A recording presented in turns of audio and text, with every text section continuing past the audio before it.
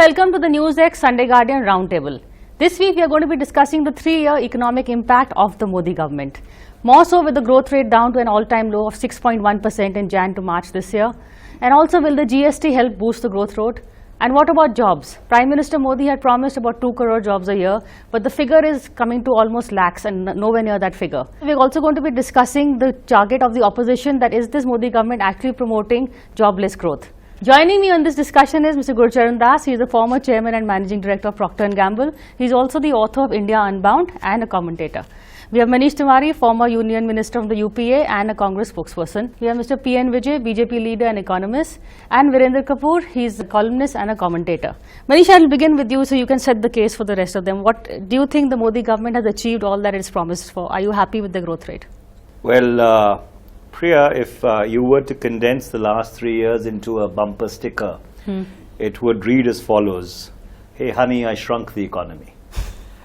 And the fact remains that it's unfortunate that for the last 36 months, you've had a finance minister who's also been doubling up as a defense minister for the better part of that period. As a result, you have a situation whereby there are very serious external security and internal security challenges. But more importantly, the economy seems up a creek without a paddle. You mentioned a figure of 6.1% for the last quarter of 2016-17 in terms of GDP growth. The fact is that 2004-2005 prices, or as the base year, it's 4.1%, possibly the worst growth rate that you've seen in the last 37 years. And then there are these other numbers. The index for industrial production is down. The performance of the 8 core sectors of the economy is down. There is no employment generation taking place. So overall, there seems to be the specter of a siege in the economy. And the government is trying to talk the economy up by saying that, look, we've been trying to pull it out of a morass for the last 36 months, but that's an explanation which does not wash.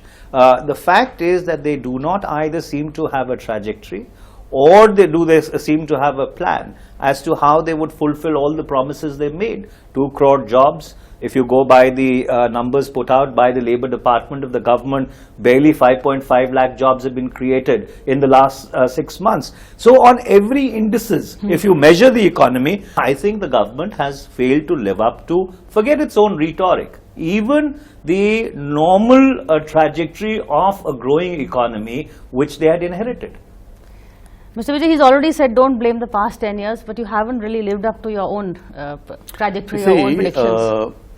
Taking the contentious politics out of it, if you looked at an economy, whether it's Botswana or India or Germany, last 3 years, there are certain well-defined standards of saying how an economy is. They are basically, how is your currency? What's the inflation rate? What's the interest rate? What's the growth? These are 4 of them. And I would argue that as far as the BJP is concerned, we have one of the strongest currencies in the world, which has led to huge amount of foreign investment. So the economy, the currency is very strong. I'm not saying Congress didn't do many things. I think the Congress did a lot of things. Aadhaar was a good thing. Narega was a good thing. They did have 3 quarters of sub 5% growth. I met their finance minister 3 times during that, when the crisis came in. So growth is not in Dr. Manmohan Singh's hands or Mr. Modi's hands alone, because we are very globalized. But what I'm saying is the strong currency has led us to very strong investment flows. We are today the world's highest recipient of FDI. In terms of inflation, inflation has been substantially controlled, which has given the RBI good space to cut rates. Now on the growth, let me put it this way, we have over the last 2 years been the world's fastest growing nation among the high economies, larger economies. In the last year also, we grew at 7.1%, which by any standards is a very good growth, considering the global protectionism that's coming. So I would not say that the economy is doing badly. Last quarter, we took a You see, I think, Priya, when you look at the Indian economy and what our PM is trying to do, you have to understand that he's trying to structurally change the economy. This is almost like what Manmohan Singh and Narasimha Rao did in 1991. Getting GST through, trying to open up agriculture markets. These are very structural things. You Your see, take on the I'll just touch upon the fact that he harped on the strong rupee. It works both ways. That's why the exports are where they are not picking up. Then it's not different that they were not picking up even earlier. And you can say it's a plus that you have a mountain of very rising forex kitty. You can also say from the Aam Aadmi point of view, the prices are, of food items especially, are under control. But on jobs, I'll answer Manish in one word, no government, beginning with the first one, can ever keep all its promises, election time promises, for the simple reason that that kind of rhetoric is totally different.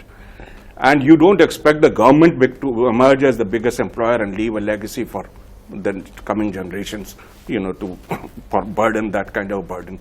It's the informal sector, the service sector, the private sector, self-employed. That is the number that you should, whether or not they're creating the right environment. I do think that they are creating the right environment for jobs. I do think that, the lack of optimism on the economic front is totally gone. This man is a driven man. He is doing all that needs to be done. The nuts and bolts of the economy, these two economists are being fixed, which I think is again a good thing. But to suggest that jobs will come, jobless growth is a phrase that's been thrown around even the UPA time, that we have at 8% growth and that there is still jobless growth. Jobless growth will remain. You have to get self-employed. You have to skill India, as he says. But there is a lot of hype, obviously, which any government has the right to, sell itself, which they are doing that. They are winning elections also. But at the same time, they look at like today's headlines about Maharashtra farmers. They're on streets in Bombay.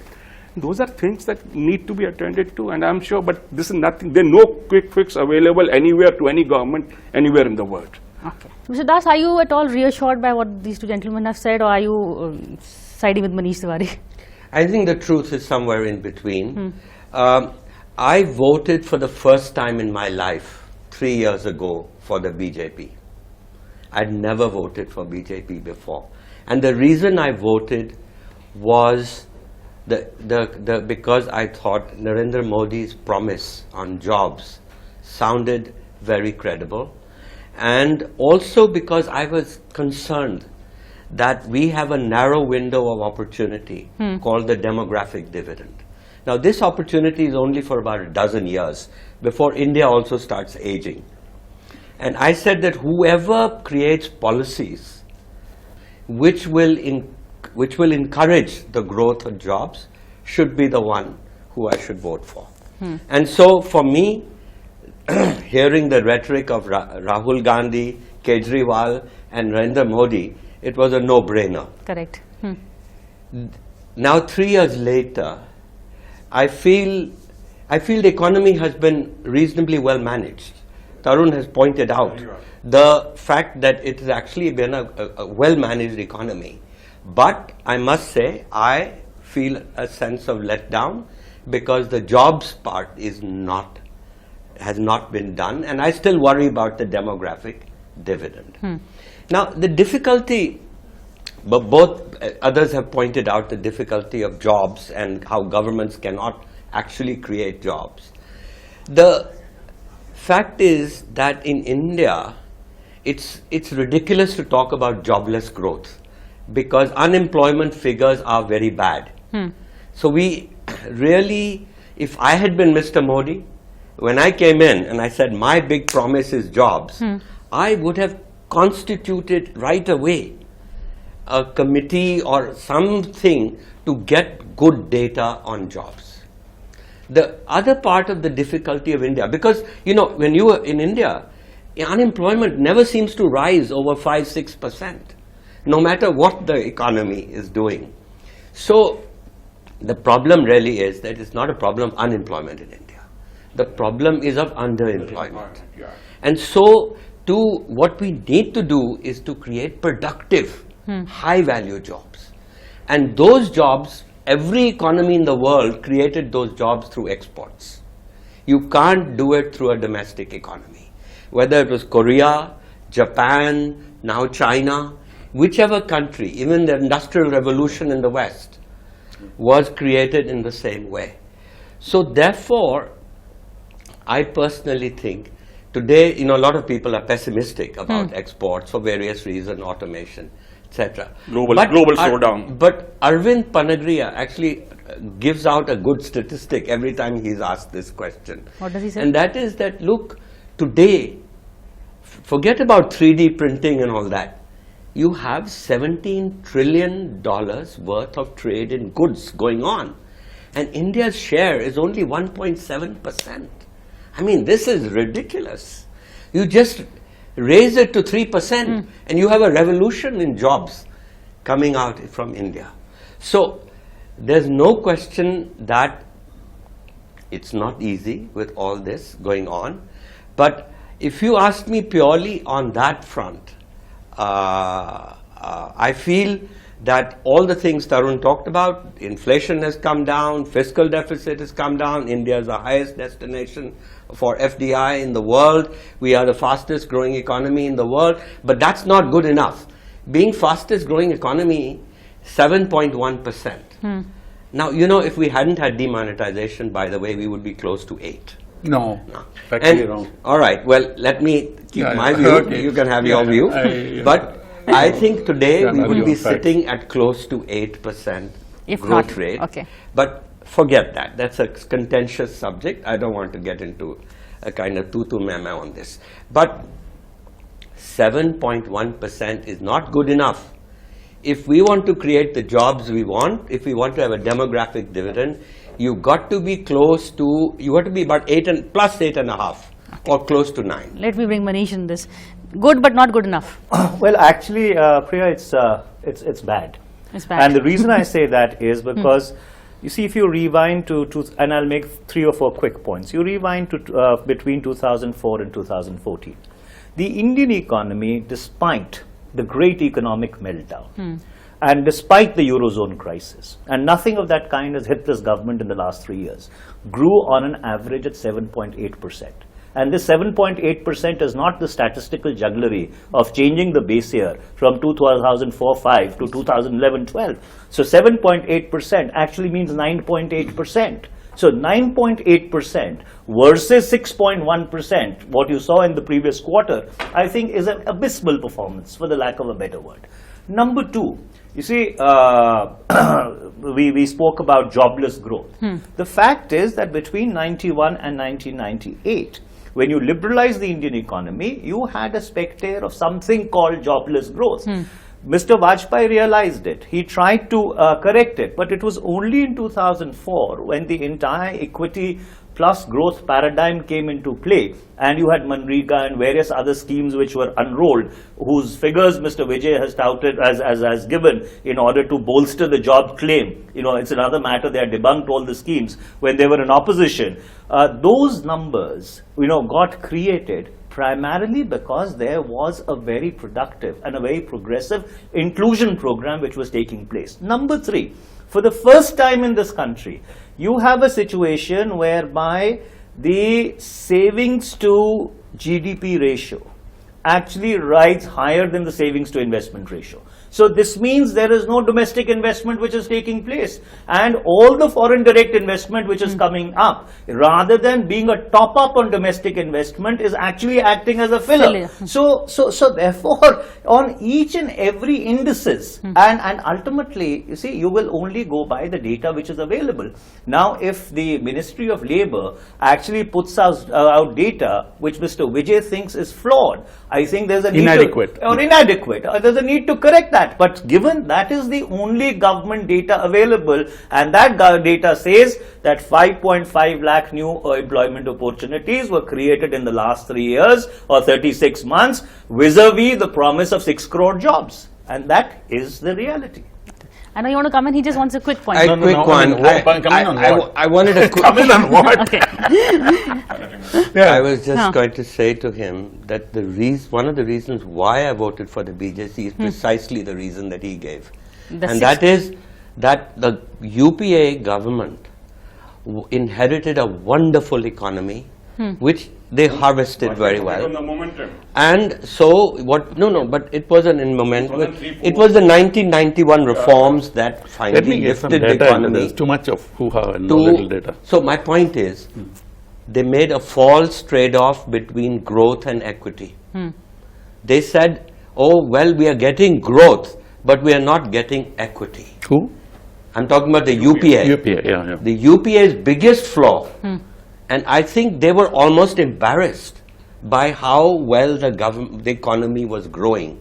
And they did everything possible to slow it down by converting that growth rate into equity. Okay. And to me, this is why it's false, is because you can't even start talking about equity unless you begin with growth. Okay. May I make a quick point, just for a second? May I make a quick point? Why is this government? Why is this government then continuing with the same programs? You see, this government came to office. This government came to office on the premise of unwinding all those programs, Mr. Das, and finally decided to continue with all of them. He has an answer. He's saying it's because you guys didn't know how to implement them. He's perfected them. He's fine-tuned them. That's why it's 6.1%. The mere fact that Manrega payments are being targeted through digital platform is a huge plus in the favor of this government. I'm going to come to Mr. Vijay. He says he's got a lot of data to counter what everybody is saying. But after a quick break, we need to take a break. I'll come to you.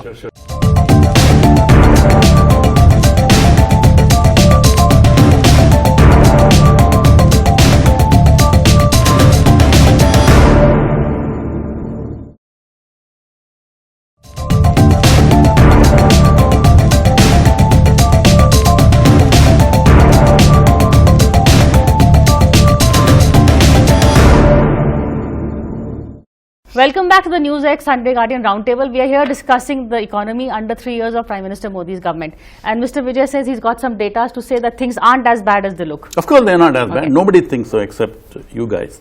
World Bank doesn't think so. We guys don't matter. Amazon doesn't think so. Aam Aadmi also doesn't think so. Stock market doesn't think so. Because the prices are under control. Yeah. So, but anyway, you want to generate a debate, and that's fine. Okay, give us your figures. You see, what Gurcharan was saying, and I have the greatest respect for him, is that one was the data point was wrong.